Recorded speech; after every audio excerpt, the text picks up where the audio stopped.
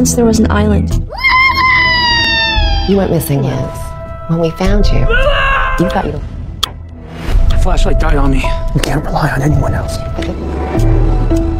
Welcome To the sunset. To where the land For a runs few out. minutes, but you've disappeared for days. Where days didn't exist. No one got older. The island takes them all back.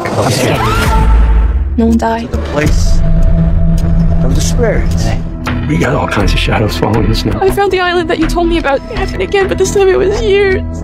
Where's my boy? It happened again, but... Really? He had these imaginary visitors. Maybe you can. He's the one that's been hunting me. So maybe you through. He's scared of ghosts.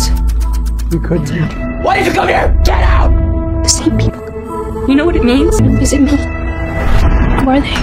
When? Come and visit me. If you think you know what you're... Don't be scared. No one's hunting you, Jared. Get out of my house! Trying to kill me! What is that? You're the keeper of secrets now.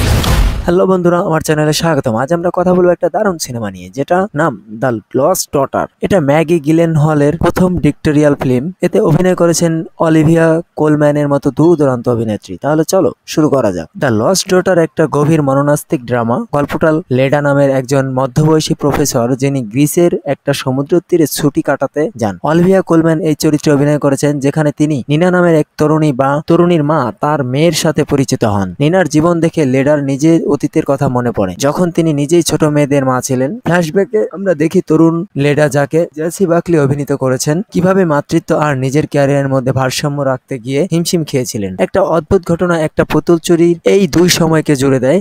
গল্পটা সহজ মনে হলো, এর ভেতরে লুকিয়ে আছে অনেক জটিল আবেগ আর সিদ্ধান্তের গল্প। অভিনয়ের কথা বললে অলিভিয়া কোলম্যান এখানে এক কথায় অসাধারণ। লেডার চরিত্রে জটিল, কিন্তু একই সাথে শান্ত, অস্থির আর অতীতের জন্য অনুতপ্ত। অলিভিয়া তার চোখ আর মুখের ভাব দিয়ে সবটা ফুটিয়ে তুলেছেন। জেসি বাকলি, যিনি তরুণ লেডা, তিনি দারুণ। তার মধ্যে একটা আগুন আর হতাশা আছে, যেটা দেখলে মনে হয় তিনি সত্যি সেই সময়টা পার করেছেন।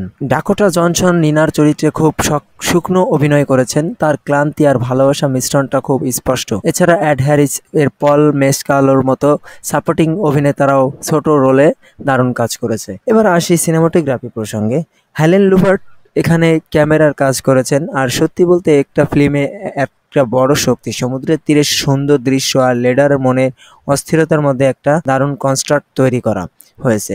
ক্লোজ আপ শটগুলো খুব বেশি ব্যবহার করা হয়েছে, যেটা লেডার মানের গভীরকে ঢুকিয়ে পড়তে সাহায্য করে। কখনো ক্যামেরা এমনভাবে নড়ে যেন আমরা লেডারের সাথে সাথে হাঁটছি। আলোর ব্যবহার ধরুন, উজ্জ্বল সূর্যের আলোর মধ্যে একটা গল্পের অন্ধকার ভাব আছে, যেটা গল্পের মুডের সাথে মানানসই। তো আমার ফাইনাল ভার্টিকেট কি? দ্য লস্ট ডটার সবার জন্য নয়। এটা একটা ধীরগতির ফিল্ম, যেটা তোমাকে ভাবতে বাধ্য করবে। যদি তুমি অ্যাকশন বা স্পষ্ট উত্তর চাও, তাহলে এটা তোমার জন্য না। কিন্তু যদি তুমি গভীর গল্প বা দারুণ অভিনয় আর সুন্দর সিনেমাটোগ্রাফি পছন্দ করো, তাহলে এটা মিস করো না। আমি এটাকে 10-এ 8 দেবো। নেটফ্লিক্সে আছে, দেখে ফেলো আর আমাকে জানাও তোমার কি মনে হয়েছে।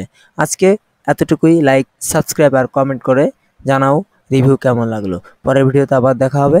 ভালো থেকো।